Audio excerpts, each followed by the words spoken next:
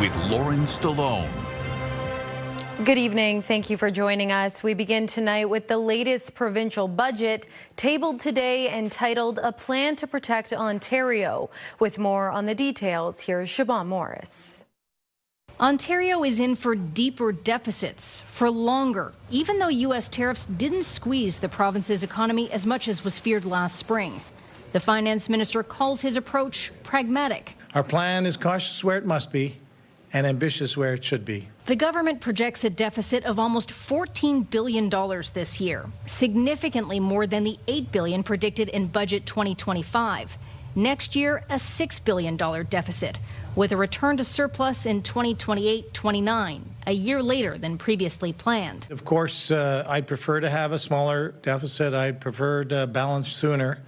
But we have to live in the world we're in. A world Bethlyn Falvey says still has a lot of challenges. Ontario will spend $244 billion this year.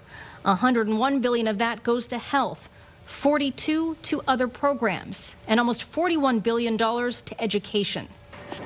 You've already heard some of the promises in this spending blueprint. $6 billion more for colleges and universities, with an overhaul to OSAP and the end of a tuition freeze.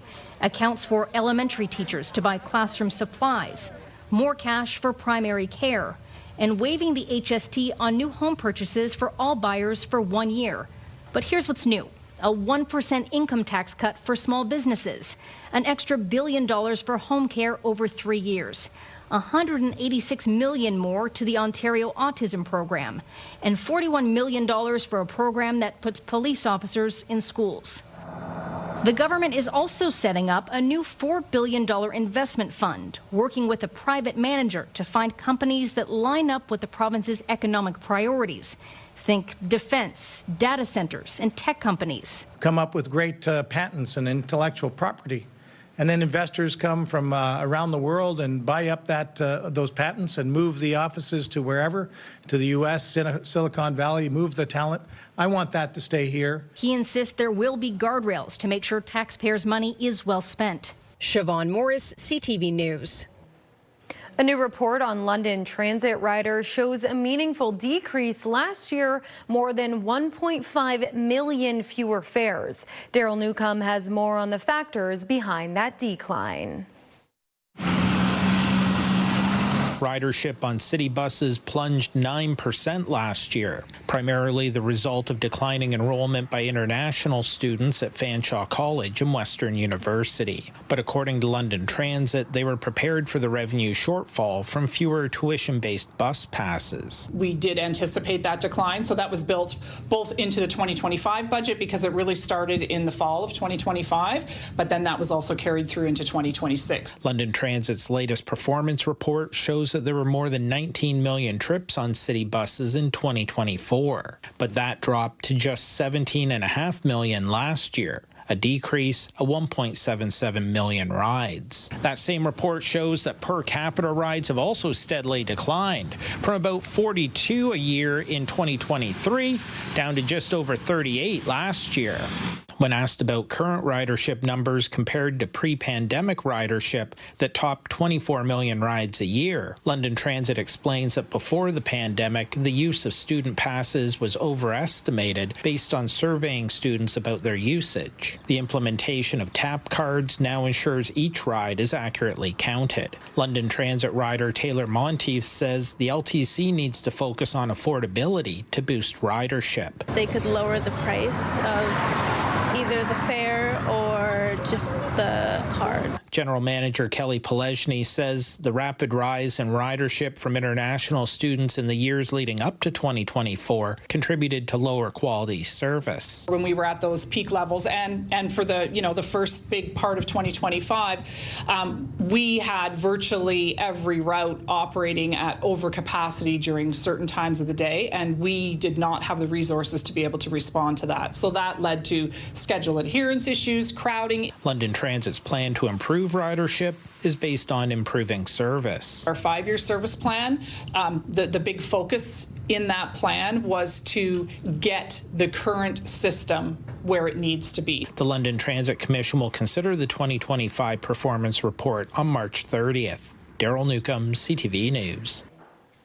There's a political push in Owen Sound to consider sending an invoice to the 23 anglers who were stranded on a Georgian Bay ice floe earlier this month and needed rescue. With more on the case to send them the bill, here's Scott Miller. It's been nearly a month since 23 ice anglers were plucked from shrinking ice floes off the shores of Owen Sound. It was a rescue operation that raised the ire of some in the community who felt the fishermen should have to pay back emergency services for their time and life-saving efforts. Well, there's some community support in holding people accountable for their actions, and some in the community viewed them as reckless actions that day.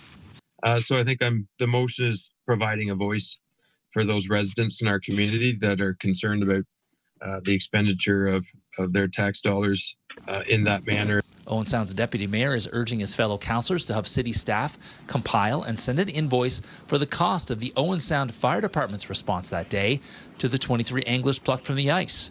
Greg says the warm temperatures, wind direction, and previous rainfall leading up to March 8th should have been clear signs for the anglers to stay on shore.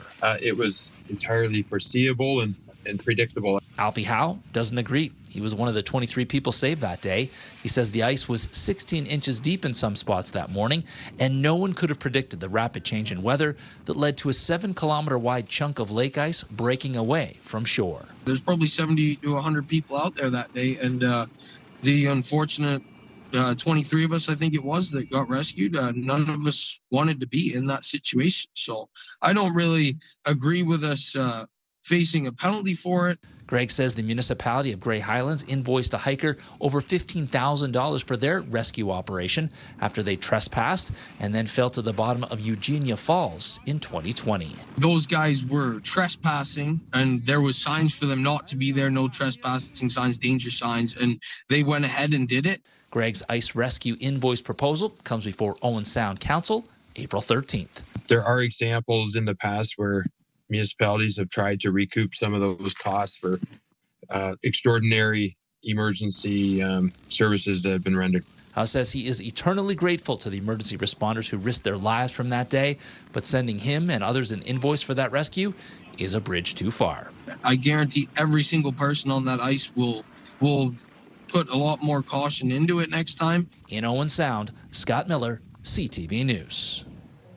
Sarnia's mayor has written a letter to the premier asking for more council authority to effectively fire a city councillor who deemed to have seriously breached their code of conduct guidelines. As Brian Bicknell reports, it's in direct response to the latest City Hall controversy. Some voters believe they should be able to say you're fired when their elected representatives behave badly. I'd be called to HR immediately and probably penalized or fired for it. Politicians have a kind of a moral duty of care to behave in honorable and appropriate ways. I have to live by a certain set of rules, but politicians don't. Sarnia Mayor Mike Bradley has written to Premier Ford asking that municipal politicians be given more teeth in Bill 9, the Municipal Accountability Act. The legislation would require unanimous council support to remove a fellow councillor for serious code of conduct violations. Our powers are very limited. Bradley says a simple majority or 2/3 majority would be more reasonable. Do we, as municipal leaders, want to see people being removed from office just because they say something we don't like? This is way beyond that. This is behavior that's been threatening in the council chamber. It's been threatening online. You destroyed this city. The letter is in response to actions by Bill Dennis. In January of last year, the Sarnia councillor was banned from City Hall and taking part in council meetings in person after an investigation found he breached harassment and violence policies. Most recently, Dennis got into a heated online exchange with local Indigenous groups in which he was accused of offensive commentary. His behavior became the subject of a special council meeting, which he did not attend. We are not the only municipality looking for standards for professional conduct that virtually every other workplace has. So why is it so hard to remove troublesome politicians from office? One expert in municipal governance says it comes down to the tricky question of enacting laws that could potentially overrule personal freedoms. A lot of just objectionable speech is the price we pay for having a democracy with different people having different views. And I think we have to learn to tolerate that. Bill 9 is expected to be passed in time for the next municipal election this October. Brian Bicknell, CTV News. The London Food Bank launched its spring food drive today. The organization's directors say amid ongoing economic crisis, people living in poverty are suffering the most. Jerry Dewan reports. It was a small gathering at the London Food Bank to announce the spring food drive. And co-directors Jane Roy and Glenn Pearson had a dire message. I'm going to get criticized for this by saying that the old era is over, but it is. We have been talking for 40 years about how this is going to get better, and it's gotten worse. Glenn Pearson says there has to be a way for all levels of government to come together to address food insecurity issues. Pearson says the economy has gone from the pandemic to the housing affordability crisis to U.S. tariffs and inflation driven by the war in Iran. He says now is the time for government intervention, but he doesn't believe it's coming. We can do a lot by ourselves. The food bank does a lot with 4,000 volunteers. They're the true heroes of this place. But the reality is without the government, we can't defeat hunger. It's impossible. Pearson says the food bank is trying to be innovative, working on a greenhouse initiative, a shipping container grow program, and more recently launching a food recovery program to divert good food from landfill. He believes at the local level, the city can help coordinate institutions and agencies leading food insecurity initiatives. It's an idea Mayor Josh Morgan says he's willing to consider. If there's more that we can do by working together, if we can coordinate in a better way, if we can be more effective, that's always a conversation I'm open to. Morgan says the city has supported initiatives like community gardens and urban agriculture, along with doing fundraising for the Business Cares food drive. They also recently recruited Lionhearts to the city. It's a food and products recovery group that supports people in need. They are also working toward creating a commercial kitchen, where their chefs can take whatever they get. It could be a combination of different foods. They make a recipe, they package it together. In some cases, they freeze it. They distribute it to places like Arcade and others or homeless shelters to try to help them serve their populations. This year's Spring Food Drive runs from now until Easter Monday, April 6th. Jerry DeWan, CTV News. The first ever Canadian Robotics and AI Summit is underway in London. The key message today, new developments are on the verge of dramatically transforming the farming industry. With more, here's Sean Irvin. In a fitting moment for the first ever Canadian Robotics and AI Summit, a prototype is guided into the event at Western Fair District. This apple thinner is designed by a Kitchener firm to work independently in an orchard. Its AI-trained eyes can identify preferred crops. You don't want to remove big fruit, leave small fruit, depending on what you're growing. So this robot goes in and does that thinning. Not far away, a Bothwell company is promoting a long line of autonomous and AI-infused products, from large farm vehicles to those designed simply to be a robotic farmhand. And you want to send it to the barn and have it come back to you, it's eliminating the need to have somebody driving back and forth on the farm. With labor shortages in the fields, AI could fill in and save money for producers. But could it also replace sought-after farm jobs? Robotics isn't about replacing people. It's about helping farmers work more efficiently, more productively, using tools. So a lot of the times we actually don't see the labor going away. It's more or less we're allocating it to different needs in the operation. Now, one of the biggest hurdles facing innovators and agriculture producers alike is cost. The upfront outlay for AI technologies can be extreme, but some have come up with a solution. Grants along with rebates and free training are offered. Another type of fee is a subscription for service. In order to make it easier for growers to adopt, we basically come in at the same price that they would be currently paying for conventional thinning methods. And in turn, consumers could benefit at the grocery store. The idea here is to bring the cost of fresh food down to a point where it can compete with more manufactured food. In London, Sean Irvin, CTV News. A new partnership is helping people with disabilities stay active after leaving hospital rehabilitation. As Rita Ismail reports, participants get the chance to continue their rehab process in a community environment. It's called the Adapted Fitness Program, a pilot partnership between St. Joseph's Healthcare London and the YMCA of Southwestern Ontario. It's helping former rehabilitation patients stay active after leaving the hospital. It's really been a godsend because once I was done at Parkwood, I was worried that I wouldn't continue on, and I didn't know which gymnasium to go to that would have people that were knowledgeable. For many people living with a serious injury or disability, continuing that progress after discharge can be challenging. There is a big gap in the community once people are discharged from rehab about ways to maintain activity within the community. Parkwood itself does have a small fitness center, but it's not enough to serve the needs of the entire region. That's where the new partnership with the Y comes in, creating more inclusive fitness opportunities in the community. Did already have this equipment here. We definitely have increased or added some pieces to make it more accessible. Now, participants are meeting twice a week at the YMCA Center branch for guided workouts and support from trained staff. 2 assisted hours on the fitness floor where there are trained personnel available who understand people with different disability contexts, who are able to assist the members that come in with carrying out their independent exercise plan. For participants like Mark Hastings, who is living with a spinal cord injury, the program offers something beyond physical recovery. With the Y, it's open all the time. I can come and go whenever I like. And when I have these young ladies helping me out, I can use the equipment that I wouldn't even know of. And while the focus is fitness, the social connections forming along the way may be just as valuable.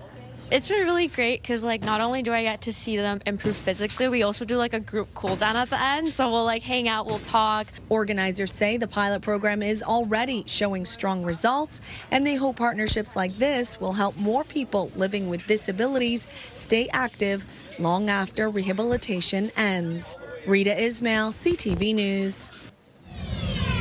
Coming up, how one local senior is spreading joy one stitch at a time.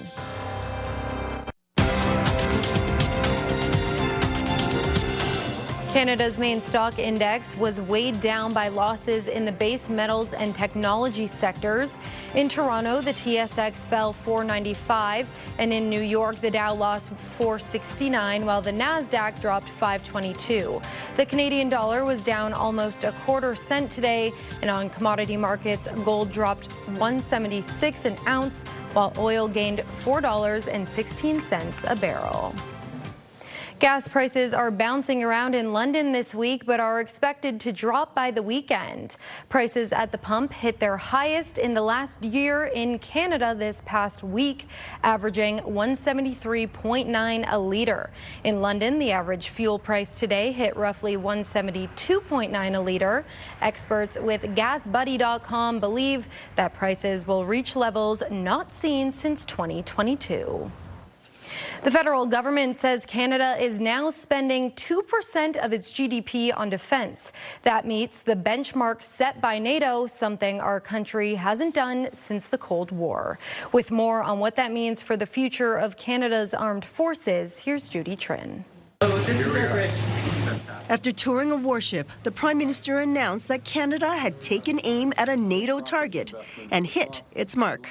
In 10 months, we have invested over $60 billion in our defense and security. And as a result of these efforts, this morning, NATO confirmed that Canada has achieved its 2% defense expenditure target.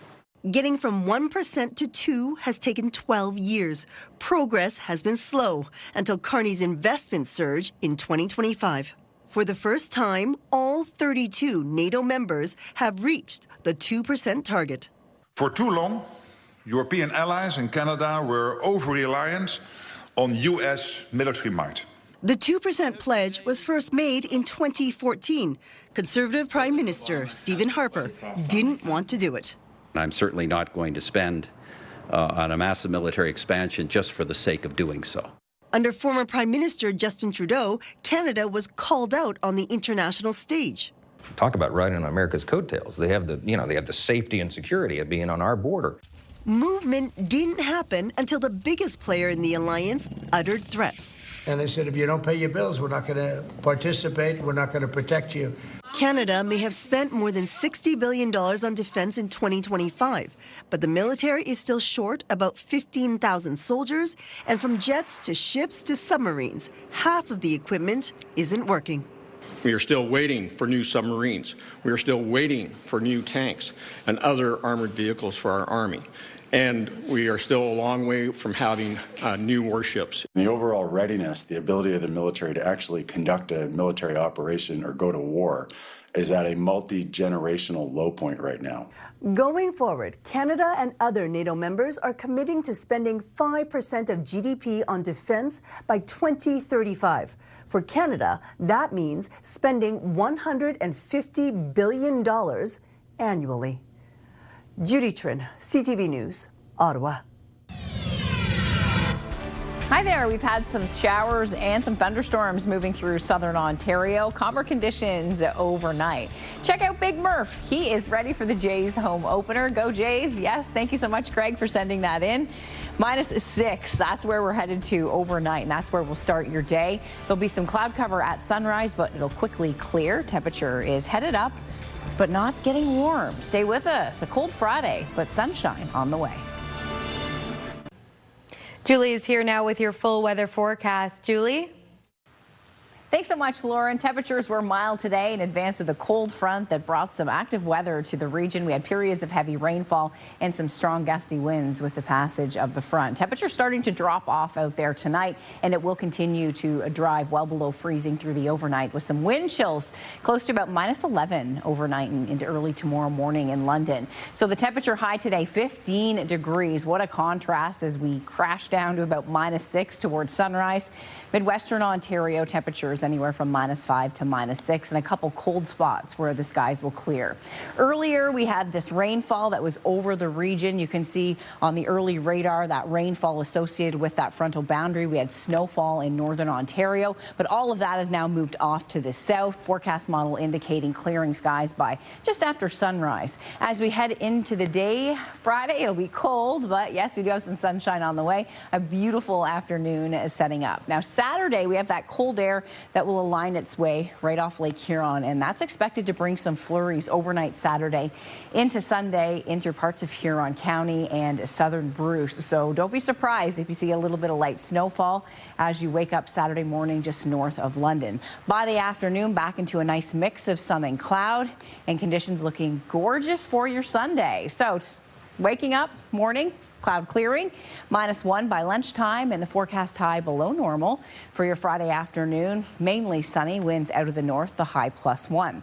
Saturday, lots of sunshine to a mix of sun and cloud, +4. We'll hit 11 on Sunday. Sunday's going to be the day where everyone will be singing the spring praises, I'm sure. We've been waiting to get outside and enjoy some nice outdoor weather. We have a mild day expected, so I'm sure people will be out biking, hiking, walking, of course, wearing their shorts this time of year. As soon as those temperatures start to come up, Canadians, especially right across Ontario, everyone's anxious to get out and enjoy it. A mix of sun and cloud on Monday and 13 degrees. We have rain in the forecast Tuesday into Wednesday. Daytime highs early next week, a bit above normal.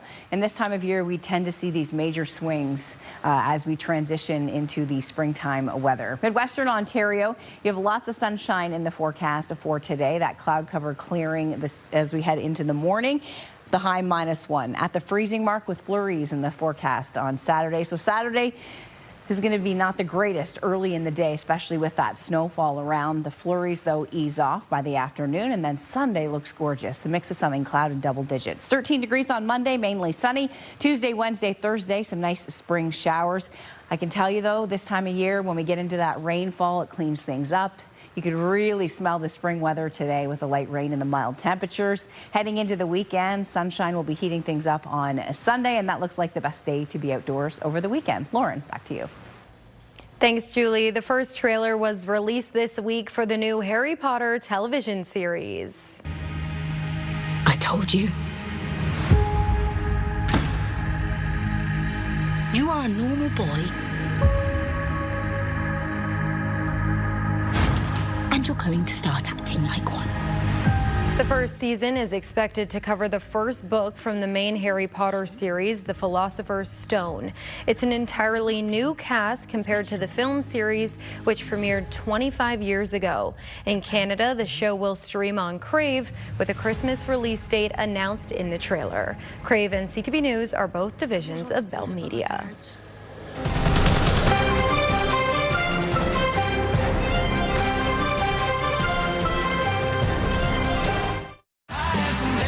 Pure Country 93. London's home for the best country music.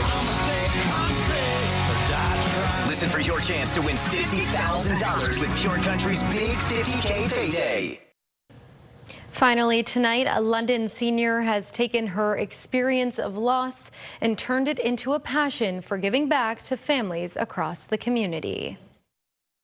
During the war, apparently soldiers knit because they got a comfort feeling from knitting.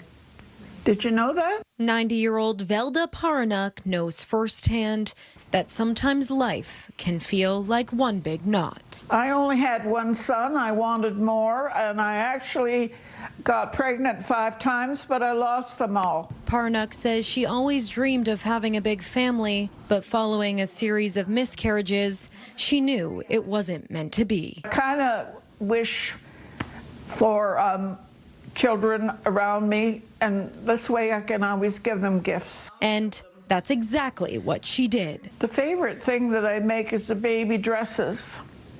They take a while. I got some there.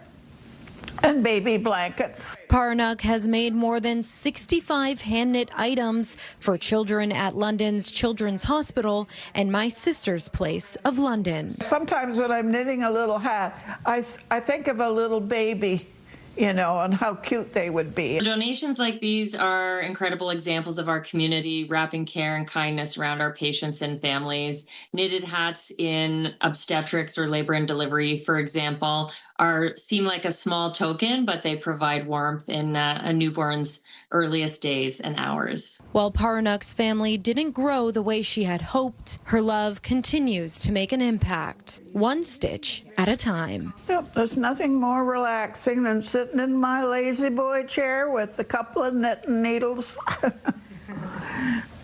That's our time tonight. Thanks for watching. We'll see you next time. I'm Lauren Stallone. Have a good night.